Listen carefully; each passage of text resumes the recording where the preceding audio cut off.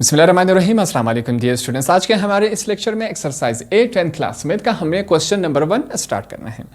इस एक्सरसाइज को स्टार्ट करने से पहले हमने 3 थ्योरम्स पढ़े थे, 8.1, 8.2 और 8.3। हमने ये 3 थ्योरम्स पढ़े थे। अगर आपने वो थ्योरम्स नहीं समझे हैं तो ये क्वेश्चंस आपके लिए मुश्किल रहेंगे। सबसे पहले हम क्या करेंगे, वो 3 थ्योरम्स सीखेंगे, तब जाके हमारे लिए ये क्वेश्चंस आसान रहेंगे। अब जैसे ही आपके पास एक्सरसाइज 8 के क्वेश्चंस आते हैं, इन क्वेश्चन को जैसे ही आप समझेंगे तो आपने बताना है कि इस क्वेश्चन में कौन सा थ्योरम लगना है। ठीक है, तो इस वजह से आपको बिल्कुल क्लियर कट समझना होगा तमाम थ्योरम्स और क्वेश्चंस। क्वेश्चन को देखकर आपने ये बताना है कि इस क्वेश्चन में कौन सा थ्योरम लगना है। ठीक है, क्वेश्चन की तरफ आते हैं। हमारे पास कहता है इन आ, ये निशान किसका है, ट्राइंगल। एक ट्राइंगल है ए बी सी, इनको नाम दिया गया है, ये उन्होंने बताया क्वेश्चन में। मेजरमेंट एंगल, निशान किसका है, एंगल ए। कहता है एंगल जो है वो ए पर बना है, कितना बना है, 30 डिग्री। ये भी हमें बताया गया है। आगे कहते हैं प्रूव दैट, और इस इक्वेशन को हमने क्या करना है, प्रूव कर लेना है। सबसे पहले हम क्या करेंगे, जल्दी से एक ट्राइंगल बना लेंगे। इन ट्राइंगल को क्या नाम देंगे, ए बी सी। इन्होंने हमें बताया है, मैं क्या नाम दूंगा, ए बी और सी, मैंने इनको नाम दे दी। कहता है एंगल कहां पर बनेगा, ए पर कितना बनेगा, 30 डिग्री। यहां पर मैं ए पर एक एंगल बना लेता हूं, कितना बना, 30 डिग्रीज का बना। आगे थोड़ा सा और समझ लेते हैं। अब यहां पर चेक करें, फर्ज करें मैं कहता हूं कि मैंने एक लकड़ी यूं जमीन पर यूं लगा दी। यहां पर क्या है, सूरज है। सूरज की रोशनी जैसे ही इस पर पड़ेगी तो इसका साया इस लाइन में बनेगा क्या, नहीं बनेगा, बिल्कुल बनेगा। तो यहां पर मैं क्या कर लेता हूं, एक लाइन लगा लेता हूं। ठीक है, ये लाइंस हमने क्यों लगाई, अपने आप से, ताकि इसकी जो साया है, इसका जो रिफ्लेक्शन है वो यहाँ पर पड़े। ये हमने क्या किया, अपने आप से लगाया। अब ये किस एंगल में है, 90 डिग्रीज में है, तो यहाँ पर मैं क्या कर देता हूँ, 90 डिग्री। ये क्या है, 90 डिग्रीज में। एक और हमारे पास एंगल बन गया, इसको हम क्या नाम देंगे, सी के बाद क्या आता है, डी। ये हमने यू कर दिया। सी के बाद क्या आता है, डी आता है। यहाँ तक तमाम बातें क्लियर हो गई, बिल्कुल हमारे पास क्लियर हो गई। अब हमने क्या बताना है कि ये जो ट्राइंगल है, पहले इसको देख लेते हैं। हमने डी उठा लेनी है, डी से हम यू चेक करेंगे। ठीक है, लेफ्ट हैंड साइड पे चेक करेंगे तो हमारे पास नीचे वाला डी के आपके पास एक ऊपर नंबर होता है, एक नीचे। लेफ्ट हैंड साइड से चेक करेंगे तो नीचे वाला नंबर आपके पास 30 आना चाहिए, क्योंकि हमें सवाल में बताया गया है।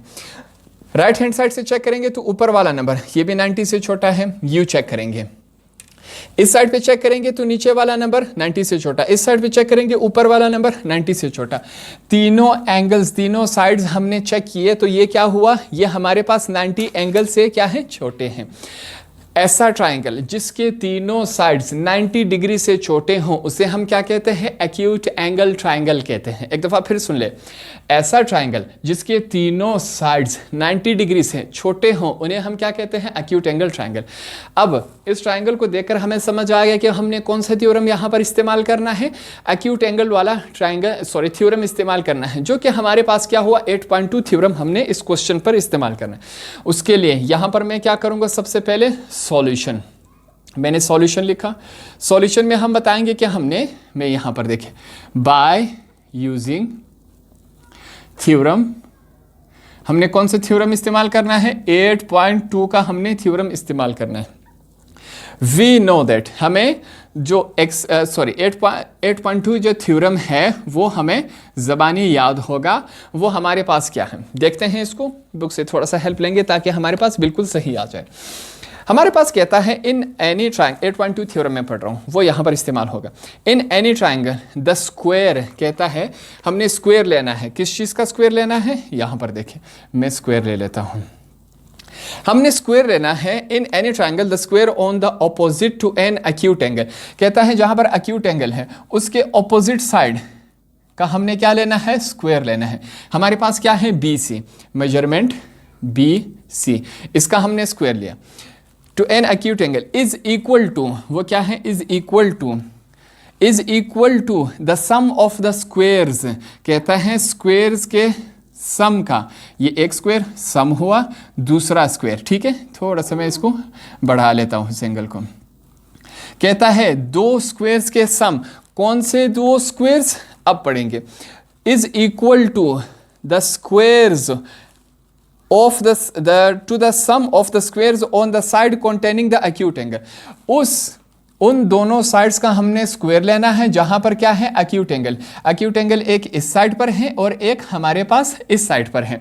तो अब हमारे पास क्या है, एक साइड हमारे पास AC है, मैं यहां पर क्या लिखूंगा मेजरमेंट AC। एक हमारे पास एक्यूट एंगल इस एंगल पे बना है और इस एंगल पे, ये वाला साइड हमारे पास क्या है मेजरमेंट AB। ये हमने लिख लिया। आगे चलते हैं। Square on the side containing the acute angle diminished by twice, diminished minus twice 2 को कहते हैं। the rectangle contained by one of the sides and the projection on it of other। कहता है कि एक हमने साइड लेना है और एक जो इसका हमारे पास जिस पर प्रोजेक्शन, जिस पर साया पड़ा हो, एक साइड और एक इसका साया हमने लेना है। तो हमारे पास एक पूरा साइड हमारे पास क्या है मेजरमेंट AB, मेजरमेंट AB, और इसका साया, साया कहां पर पड़ा A से लेकर D तक, ये जो इसका साया है वो हमने लिया मेजरमेंट AD। ये हमने तमाम का तमाम, ये हमने क्या लिखा थ्योरम 8.2 हमने इस क्वेश्चन पर अप्लाई किया, इसी के ट्राइंगल पर हमने क्या किया अप्लाई किया। अब यहां से हम क्या करेंगे आगे चलेंगे। देखिए एक बात यहां पर समझे, हमारे पास देखें BC मौजूद है, AC plus AB minus minus है, इसको छोड़कर AB यहां पर AD है, यहां पर क्या है AC है। तो बकाया तो तमाम के तमाम सेम है, इसके साथ सिर्फ AD जो है वो क्या है मुख्तलिफ है। तो सबसे पहले हम क्या करेंगे AD को हमने फाइंड आउट करना है। AD इसको हमने क्या करना है मालूम कर लेना है। ये हमारे पास क्या होता है AD, ये हमारे पास क्या है बेस है। एंगल के सामने वाले हिस्से को हम क्या कहते हैं, इस बात को हमने मुकम्मल समझना है। एंगल के सामने वाले हिस्से को हम परपेंडिकुलर कहते हैं।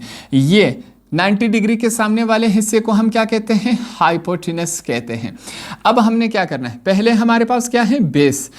यहां पर देखें मैं लिखूंगा कि जो बेस है हमने फाइंड आउट क्या करना है बेस, इसकी दो वैल्यूज मिलकर तीसरी वैल्यू, दो वैल्यूज मिलकर तीसरी वैल्यू फाइंड आउट करते हैं। तो हम base upon hypotenuse, base upon hypotenuse किसके बराबर होता है कॉस के बराबर होता है, कॉस थीटा के, ठीक है कॉस थीटा के बराबर होता है। यहां पर थीटा हमारे पास एंगल कितना है 30 है, तो हमने लिखा cos 30 डिग्रीज। cos 30 डिग्री हमारे पास किसके बराबर है बेस अपॉन हाइपोटेनस के बराबर है। ये बेस हुआ, ये हाइपोटेनस हुआ।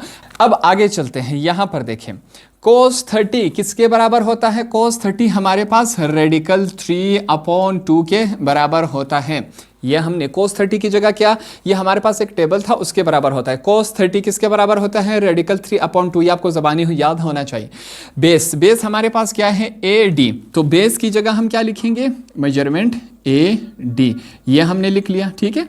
आगे चलते हैं, हाइपोटेनस किसके बराबर है AC, तो इसकी जगह हम क्या लिखेंगे मेजरमेंट AC, ये हमने लिख लिया। अब क्या होगा क्रॉस मल्टीप्लिकेशन होगा, ये वैल्यू इसके साथ मल्टीप्लाई होगी, ये वाली वैल्यू इसके साथ मल्टीप्लाई होगी। इसको करवा लेते हैं 2 मेजरमेंट AD, 2 जब इसके साथ मल्टीप्लाई होगा तो ये हमारे पास इस शक्ल में आएगा, इज इक्वल टू रेडिकल 3 जब इसके साथ मल्टीप्लाई होगा रेडिकल 3 डॉट लगा के मेजरमेंट AC, ये हमने क्या कर दिया इस तरह लगा दिया। अब यहाँ नेक्स्ट स्टेप में आपने एक बात समझनी है, ये जो 2 है AD के साथ क्या हो रहा है मल्टीप्लाई हो रहा है, दो वैल्यूज के बीच में कोई साइन नहीं हो तो क्या है मल्टीप्लाई हो रहा है। यहाँ पर मल्टीप्लाई है इज इक्वल टू की दूसरी तरफ आके क्या हो जाएगा डिवाइड हो जाएगा। तो ये वैल्यू हमारे पास किस फॉर्म में आएगी measurement AD is equal to radical 3/2 dot measurement angle AC। तो हमारे पास हमने फाइनल AD की वैल्यू हमने फाइंड आउट कर ली, जो कि हमारे पास ये रही, ठीक है। तमाम बातें हमने आसान स्टेप में समझ ली। आपको समझ नहीं आया वीडियो पीछे करके एक दफ़ा फिर से देख ले, आपको आसानी से समझ आ जाएगा। मैंने आसान अल्फाज में आपको समझा दिया। तो हमारे पास जो एंगल AD की तमाम वैल्यू हमारे पास ये आ गई, इससे पहले हमारे पास नहीं थी, हमने इसको फाइंड आउट कर लिया। अब हमने क्या करना है इस AD की वैल्यू उठा के इस इक्वेशन में पुट कर लेनी है, ठीक है। इसको पहले मैं भूल गया, इसको आपने क्या नाम देना है इक्वेशन 1 का नाम देना है। यह हमारे पास क्या है इक्वेशन 1। अब हमने AD की वैल्यू यहां पर हम लिख लेते हैं putting value of measurement AD in equation 1। हमने क्या करना है ये जो AD की वैल्यू है वो उठा के इक्वेशन 1 में हम पुट कर लेते हैं। तमाम वैल्यूज़ हमारे पास मौजूद हैं, इसकी वैल्यू भी पुट कर लेते हैं। इक्वेशन 1 हमारे पास क्या है, तमाम का तमाम हमने क्या करना है, सेम एज इट इज़ लिख लेना है, इज इक्वल टू, यहाँ पर स्क्वायर है, मेजरमेंट AC होल का square plus measurement AB whole का स्क्वायर माइनस 2 है। AB को सेम एज इट इज़ हम लिख लेते हैं, मेजरमेंट AB, ये हमने लिख लिया। अब AD की जगह हम क्या करेंगे, उसकी जो वैल्यू है वो हमारे पास क्या है, रेडिकल 3/2, साथ में क्या है, मेजरमेंट एंगल AC। ठीक है, इक्वेशन 1 हमने तमाम का तमाम सेम लिखा। यहाँ AD की जगह हमने क्या किया, उसकी वैल्यू यहाँ पर हमने लिख दी। अब नेक्स्ट स्टेप में क्या होगा, ये जो 2 है वो इस 2 के साथ क्या हो जाएगा, माइनस हो जाएगा। देखते हैं हमारे पास क्या बचता है। यहाँ पर मैं लिखूंगा मेजरमेंट BC का square is equal to measurement AC का स्क्वायर प्लस, आगे चलते हैं, मेजरमेंट AB का स्क्वायर, ये माइनस रह गया, ये 2 तो कैंसिल हो गया। पहले हम क्या करते हैं, रेडिकल 3 को लिख लेते हैं, ये हमने लिख लिया। अब हमारे पास पहले हम इस वैल्यू को लिख लेते हैं, क्या है हमारे पास, मैं यहाँ पर डॉट करके लिख लूँगा, मेजरमेंट AB, पीछे हमारे पास क्या बचा, ये वाली वैल्यू, मेजरमेंट AC। अब आप क्या करें, इस इक्वेशन को देखें और इस क्वेश्चन में देखें, दोनों सेम है कि नहीं। तो हमने इस ट्राइंगल की मदद से इस इक्वेशन को हमने यहाँ पर प्रूफ कर लिया, यही हमारा क्या है, आंसर है। हमने सिर्फ क्या करना था, प्रूफ करना था, दोनों सेम है कि नहीं। तो इस तरह हमारा एक्सरसाइज 8 का क्वेश्चन नंबर 1 कंप्लीट हुआ।